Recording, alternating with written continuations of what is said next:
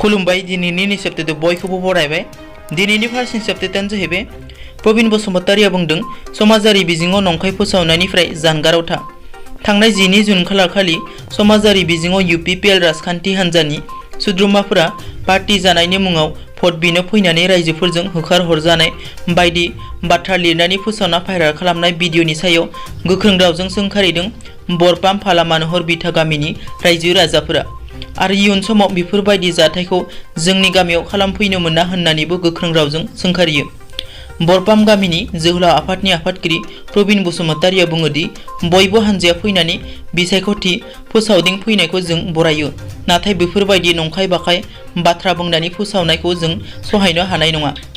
मख'नो गोनांदि बेनि सिगाङावबो बे भाइराल भिडिअखौ लानानै बर' सावथुन मुलुगनि फावखुंगुर फैलायाबो गोख्रों रावजों सोंखारिदों।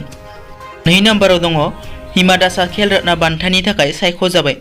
आसामनि मुंदांखा स्प्रिन्टार हिमा दासआ हादरनि गेलेमु बान्थानि गेजेराव बयनिख्रुइबो बेसेन गोसा बान्था खेल रत्न बान्थानि थाखाय सायख'जाबाय। दिहिं गामिनि 20 बोसोर बैसोनि हिमा दासआ बयनिख्रुइबो खम बैसोआव सायख'जानाय गेलेगिरि जानो हादों। बबेखानि आसाम स्पर्ट्स सेक्रेटारि दुलाल चन्द्र दासआ 5 जुन खालार खालि हादरनि गेलेमु मन्थ्रिनो गांसे लाइजामनि गेजेरजों हिमा दासखौ सायख'नो खावलायदों होनना मिथिनो मोननाय जादों।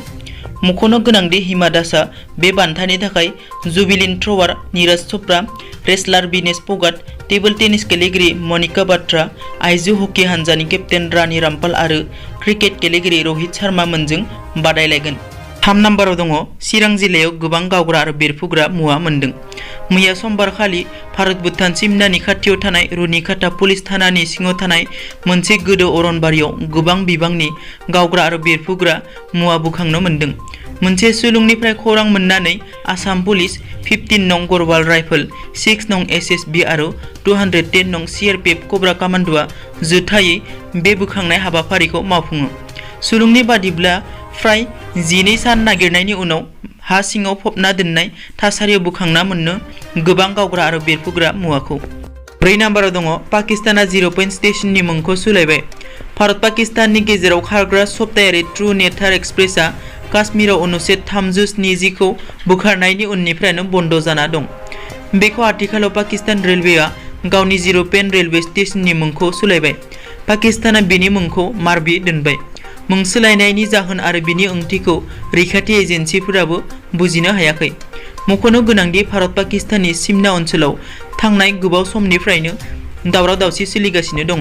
5 नम्बराव दङ डक्टर हिमन्त बिश्व शर्माखौ समाजारि बिजोङाव गाज्रि राव बाहायनाय सुबुंखौ हमबाय।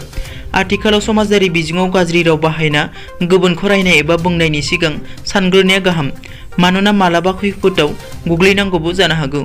थांनाय रबिबार खालि आसामनि सावस्रि मन्थ्रि डक्टर हिमन्त बिश्व शर्माया मोनसे टुइटनि गेजेरजों गावनि किडनियाव अन्थाइ जानाय फोसावदोंमोन। बेखौ लानानै उकिल गगैनि दैदेननाय कृषक मुक्ति संग्राम समितिनि अनिल बानिया मुंनि सासे स्टुडेन्ट मेम्बारा डक्टर शर्माखौ बे बेरामजों थैनांगौ होननानै कमेन्ट होदोंमोन, जायनि उनाव बेखौ पुलिसआ हमो। मख'नो गोनांदि रबिबारखालि डक्टर शर्माया उदै सानायनि अजद होनायनि उनाव बिथांखौ GMCH देहा फाहामसालियाव थिसनदोंमोन, जायनि रिपर्टआ किडनियाव 3.76 mm गेदेर अन्थाइ जानाया सोराङाव फैयो। दिनैनि निसेप्तेदा एसेनोसै। नोंथांमोना जुदि आंनि चेनेलखौ दासिमबो साबस्क्राइब खालामाखै, अन्नानै साबस्क्राइब खालाम। गोजोन्थों।